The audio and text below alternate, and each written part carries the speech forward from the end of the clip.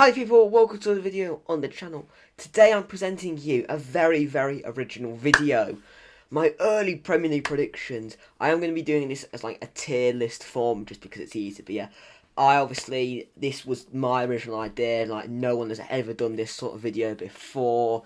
And I was a real pioneer for this type of video. Just to let you know, that was meant with intense sarcasm. Everyone does this. I thought I'd do it now because I haven't got another video idea for this week. So I thought I'd do it. I might do it with the championship as well. I'll see how much you enjoy this video, and then I'll see. Let me know in the comment section down below if you want the championship version. But I will obviously do my final predictions, you know, a little bit closer to the season, yeah. But without further ado, let's go. So here is the tier list. I didn't make this one. It was one that I found knocking about. So I'll leave a link to it in the description if you want to try this out yourself. So obviously the categories are top four. So I will make it in chronological order. So the team that is top of the top four bracket will be the league winners. So yeah, and then obviously 5th and 6th, 7th to 9th, 10th to 13th, 14th to 17th, and the bottom three. So yeah. That's my my listing explained. I don't think I had to do that, but we'll get right into it. So we're starting off with the AFC Bournemouth. Now, I'm in between these two categories. It's really dependent on how their new manager does go. I've not really watched much of him. He's either going to be getting them in and around here, or he'll be gone by Christmas with them sat here. So I think I'm going to go just outside for now. I might change it at the end of the video. But I think most of the Premier League want them to go just because of their stadium, really, which is a bit harsh. They do always seem to beat us, though, so I wouldn't be too upset if they did get relegated. But for now, I'm going to put them here. I did forget to mention that they have signed Justin Kluivert from Roma and Hamed Traore as well, so they have made some good signings. So I think I'm going to say right now maybe 15th.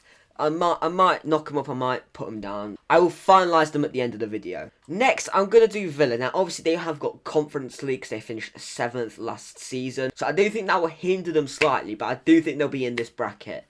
They've made the signings of Paul Torres, Yuri Tielemans, which are two very good signings. They're looking to make more, and with that European football, that'll really make Villa look even more attractive club to join for a player. I do think they'll drop off slightly. I'm thinking maybe 8th or 9th. I said they could get Conference League again. They're just going to need a lot more depth. And it's mental to think that if they just got rid of Gerrard just a month sooner, they could have easily got into the actual Europa League. But yeah, for now, I think that'll be another good season for Villa. You know, top half of the table, seeing where they were under Gerrard. I think most Villa fans will take that. Next up, I'm going to spice up. We're going to go with Luton. Now, right now, bottom three. I don't want to be boring and I don't want to be the same as other people. But right now, it is early predictions, and with the players they're linked with, the players that they've signed, because I'm going to take links into account as well. You know, it's not looking great. I think they could surprise a few, and you know, do what Sheffield United did a few years ago and get top half.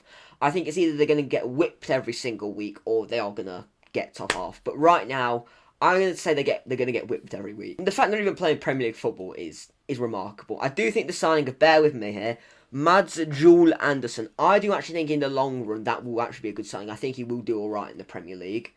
I'm not too sure about the Rotherham winger. I'm not going to try and say his name. I've got it in front of me here. I'm not going to try. I'm not too sure about that. I think they're going to look at players that, worst case scenario, they do go down, that they can rely on them and not be in masses of debt.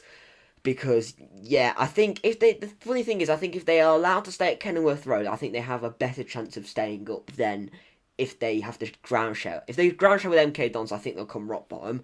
But if they stay at Kenilworth Road, I think they have a fighting chance. Next up, we're going to go with a nice, easy one. Man City, they are winning the league. That is not a debate. If you actually know football and you know ball, right now, they're in the next, for at least the next 2 years, there is no one coming close to Man City. For anyone to get near Man City, you're relying on some really good transfer winners and multiple teams doing this as well. To overthrow Man City, it's going to require 2 or 3 teams to be right at the top. You know, we had Arsenal playing very well last season, apart from a couple of stages towards the end of the season. And that was really it. Liverpool had fallen off compared to their usual standards. Chelsea had fallen off compared to their usual standards as well. And Newcastle were very good as well, but that was only just the start. You need at least those three teams fit and firing in the hopes of dethrone Man City. And I don't think it'll happen for the next couple of years, quite frankly. Next, I'm going to go West Ham. Now, I'm thinking within this region, I think, obviously, it's all but confirmed that they're losing Declan Rice. It might even be confirmed at the time of recording. But 105 million, honestly, you could invest only 50 or 60 of that, and you could still get 2 or 3 top quality players. For me, obviously, they are in the Europa League, so they do have to build some more depth. Straight away, I think they need to invest in a new midfielder. I think Ward-Prowse could be an adequate replacement for Declan Rice.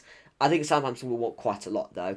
I think they need to add some more into the back line because it does scream mid-table, especially if they want to compete in Europa League. I think they need a little bit more in the defence, on top of another midfielder and a long-term striker, because Paqueta's been played as like an attacking midfielder. Antonio, you can't really rely on him with his fitness, although he's a very adequate Premier League striker. I just think for the long term, he's only going to play no more than 50% of the season. So you're going to need someone else to come in and do the job. But I think, quite frankly, 11th place would be good in that sort of bracket, improving from last season. I think that's a good season for West Ham. Next up, I'm going for Everton. I am going to put them in that region as well. They are, at the time of recording, I've just seen a report saying they're looking at Ashley Young, which is a bit... I'm not too sure how to feel on that. He's a good player as experience for the dressing room, but I don't really know about a consistent starter, and I'm not too sure on their financial situation. It doesn't look great either, and the players that they're linked with, the teams are wanting a hard bargain. It's why they're demanding so much money for Ellis Sims, who, as much as he could become a good player and has been decent, they're demanding 8 million for him. That's quite a lot of money for a player that's had half a good season for Sunderland. It was a very good season, but only 6 months. And the players that they're looking at, the clubs that they're trying to negotiate with, are demanding quite a lot. Joel Pirou from Swansea, they're looking at. Swansea are wanting like 20 million. So, which I think is fair for 40 odd goals and 80 odd appearances. But yeah, it's going to be interesting, and I think it'll be a testament to Sean Dyche if Everton can pull it off and stay up. Next up, I'm going to go Manchester United. Now, I'm torn between 4th and 5th. Because obviously right now, they've signed Mason Mount for 60, 70 odd million quid, which I think is a lot for Mason Mount. It's a lot for someone who, with all due respect, if it wasn't for Frank Lampard, he would be out on loan at Charlton Athletic right now. Because if Frank Lampard wasn't Derby manager, I don't think Matt would have been given as many opportunities. And even if he did get given opportunities, despite the transfer embargo, he still would have been sent out on loan again. So I'm torn between that 4th and 5th. I'm going to put him in the top 4 for now, but I might knock him down because they need a striker. Weghorst they relied on, and he's not a Man United striker. He's not one of the best in the world. And United need to get a replacement. I think they were looking at Harry Kane. He looks like he's going to go to Bayern. Aussie Men is going to cost them like 100 odd million, and with their financial situation as well, albeit it not that bad, but I don't think the Glazers are going to want to spend 100 million on one player when they've just spent 80 odd on Mason Mount. Next up, I'm going for Wolves now. Now, I think they are going to finish in the bottom 3.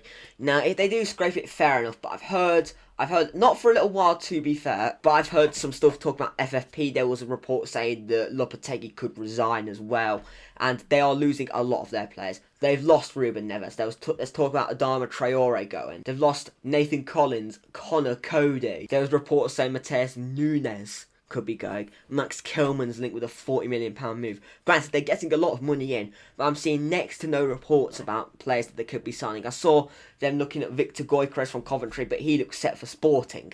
So it's an interesting one, but obviously this is early predictions. This is not final. I think 18th is a fair assessment. Next up, Tottenham, and I'm going to put them right now sliding into that 7th to 9th. Now, I do expect them to lose Harry Kane. They have signed James Maddison. I think that's a good player to build the team around. They need to get another number 9, especially if they lose Kane as well. I think they need to strengthen the wide areas as much as Son and Kuleveski are good players. You need backups. The defence needs completely reshaping. They have signed a new goalkeeper, though. Not too sure how to say his name, so I'm not going to try. I don't know if he's going to be back up or if he's going to be their number 1. I think Postecoglou is going to be one of those that's either gone in 6 weeks or he will transform Tottenham. And based on how Celtic fans respect him and how highly they think of Postecoglou, you do expect him to do well. But I think right now, I think if Spurs get 6th or 7th, that is a really good season, especially if they lose Harry Kane. And the players that they're looking at as well, they're looking to try and get a sort of a Brighton mould, looking at players in the Asian leagues. That's because Postecoglou's managed there before, and they're trying to find some gems in the rough, which I think is smart, but for this season, I don't see it hitting the ground running straight away. And I think 9th, anything above 9th, really, like anything above 10th, in fact, I think is a really good season for Spurs and a good building block to have for Tottenham. Next up, Sheffield United, and I'm putting them in the bottom 3 as well. They've reportedly only got 20 million to spend. They relied heavily on loans, which, I mean, you can find a way to work with that, work with not being able to bring your loans back permanently. Forest did that. However, we also spent quite a lot of money, and that 20 million probably isn't enough to even get all of their loan players back, let alone improve the squad. So, and I don't rate Paul Heckingbottom as a manager. I think he is very, very mardy, as we say in the East Midlands, very miserable, and I just don't quite think he's a Premier League coach just yet.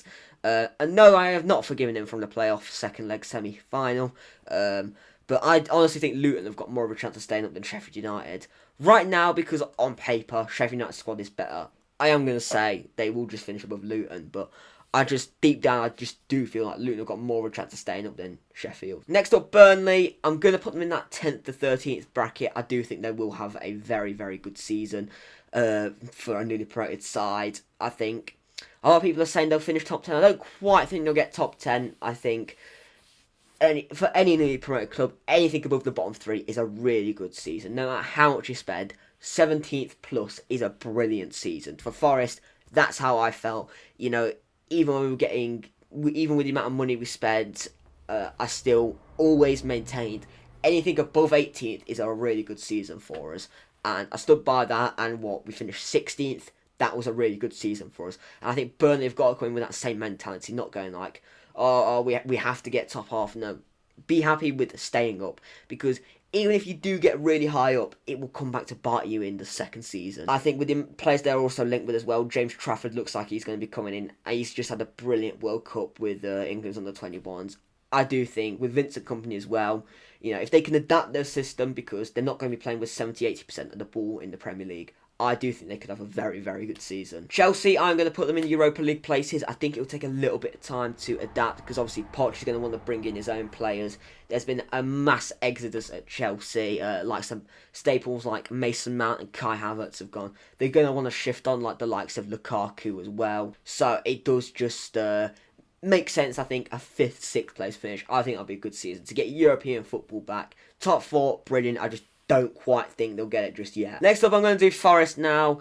I'm torn between sort of 12th to 14th. I'm torn between that. I'm going to put us 14th for now, because we haven't actually signed any players. We have Wayne Hennessy as our keeper technically, although it's almost certain that we will get another goalkeeper. Dean Henderson looks, fingers crossed we can get it done.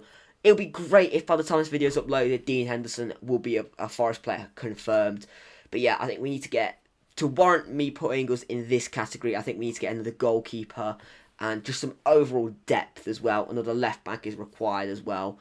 I think that the 2 positions we really are crying out for is a left back and a goalkeeper, because we depend on loans in those positions. But we need to strengthen the depth as well, up front as well, especially if Surridge goes. We can maybe do with a little bit more depth at the back, another signing there as well. But I think right now, 14th, and the first 2 years in the Prem are always about staying up, and then that 3rd season, once you got used to it, you want to start, progressing up the league and trying to do what Villa are doing right now and what Brentford are doing. So yeah, I think I'll take anywhere above 18th again. Arsenal now, I think in 2nd or 3rd, I think they will just miss out. However, I do think they'll get to around the quarters of the Champions League, and also I think they will win a domestic cup. Not sure which one. I think the history probably says the FA Cup. If I was to put money on it, I'd probably say the FA Cup, because that is Arsenal's competition. They do so well in it. They've signed Kai Havertz already. I think he'll do really well at Arsenal. Add some more depth for Odegaard as well. I think Trossard will have a really good season, first full season at Arsenal as well. And with some more players that are looking at, Declan Rice is all but confirmed. That should replace Granit Xhaka. I think some more depth at the back is required if they really want to push City as well. But to be one of the best, you have to be like competing in the cups. Like Arsenal went out of every cup competition in one of the first few rounds, and if you really want to be known as one of the best teams in England and in the world, you want to go deep in those competitions as well as the Premier League. Next up, Brentford. Now, I think this is a bit of a tough one. I'm going to put them in this category for now. I'll probably move that about a little bit. I could be inclined to put them up here, but for like the first half of the season, for like the first 65% of the season, they haven't got Ivan Toney. So you need to get another striker in. As much as Mbeumo is a good player, I just don't think he's that number 9 like Toney. So I think they'll have a little slight drop off. Nothing major though. I still think they'll be comfortably safe from relegation. And just a solid mid-table season, which I think will be fair for, seeing they're missing their star striker. And then they can try and progress and try and maybe push for the Conference League the following season. I mean, they have already strengthened in quite a few areas. Signing Nathan Collins from Wolves, that weakens another Premier League rival. Ji-Soo Kim, that's, I think, just a far-fetched player from one of their scouting networks, which has been so successful. He's another centre-half option. Kevin Skolde, apologies for saying that wrong. I don't want to get any of these names wrong, that's why I'm looking down. Another winged option. I would be very surprised if he can't play as a striker, so it adds another attacking option as well. Another goalkeeper as well, Feken, if they do lose David Raya. So I think another striker, and I think they are pretty sorted, really. Brighton now, I'm going to put them into that 7th spot. I think that they'll have a slight drop-off with the Europa League campaign, and I think they might have a little bit of a tough start, like nothing like relegation. Like they might just be in that like 12th place, and then I think they'll acclimatise to the schedule, and with some more signings as well to add some more depth, I think they'll get at least Conference League as well. I do really rate De Zerbi. I think he's done a fantastic job, and I think 7th would be another good season for Brighton. Crystal Palace now, I'm going to throw them in this section. I'm not a big fan of the Hodgson appointment. I know he came and he did all right, but I don't feel it. Zaha looks like he could leave as well. If Zaha leaves, then I think Palace could risk getting dragged into a relegation battle. I think they'll have enough to stay up though. They'll have enough experience, but I know Hodgson's only for a year, but I think Potter, if they had got Potter, then I genuinely think they would be, up here if they got Graham Potter. But they got Hodgson. I think he's a safe option. He probably won't take them down, but he won't get them into like the top 10 or anything. Just stable, mid-table, borderline boring. They have strengthened the midfield as well with the signing of Lamar from Bournemouth, which weakens a team that will probably be around them as well, which is smart, but they need to sort out the Zaha situation. If Zaha's going to go, fine, get in a replacement, and if they're not careful, they could easily lose Eze as well and Elise. If not this window, then one in the near future. Newcastle now, I'm going to put them 5th. I think the UCL campaign will hint them, and they're going to want to go deep in a domestic cup and try and win a domestic cup for the first time in like 60, 70 years. So yeah, I think 5th place, and if they can do all right in the Champions League as well. I don't see them getting past the semis though. I think the quarterfinals would be good for Newcastle depending on who they get in their group. I think that'll be another good progressive season for Newcastle. Next up, Liverpool. Now I'm torn between putting them 2nd or 3rd. I am just because technically Arsenal have only signed Havertz because it's not confirmed at the time of recording. Whereas Liverpool have completely revamped their midfield. I still think they need another midfield addition though, just in case of any injuries. On top of potentially, you could make an argument for another backup striker option, but I think another defensive option. And I think in order to even challenge Manchester City, Arsenal need to be firing, Liverpool need to be firing, United need to be good, as well as Chelsea need to be at least good, on top of Newcastle competing. So you really need 3 to 6 teams at a good standard level to even compete with City, which is why it was near impossible for Arsenal to win the league. Those are my final early predictions. These aren't finalised. I will almost certainly change them when the season comes closer around, and I'll do my final predictions. If you want me to do some early ones for the Championship, comment them down below, and I'll see, and then I'll give them a whirl if you wished me to do so. But yeah, thank you all for watching. Make sure you smash that like button, subscribe if you're new, if you never want to miss a video, turn the notifications bell on. If you want more stuff from me, follow the social medias, they're all linked in the description. And I'll see you all in the next video. Goodbye.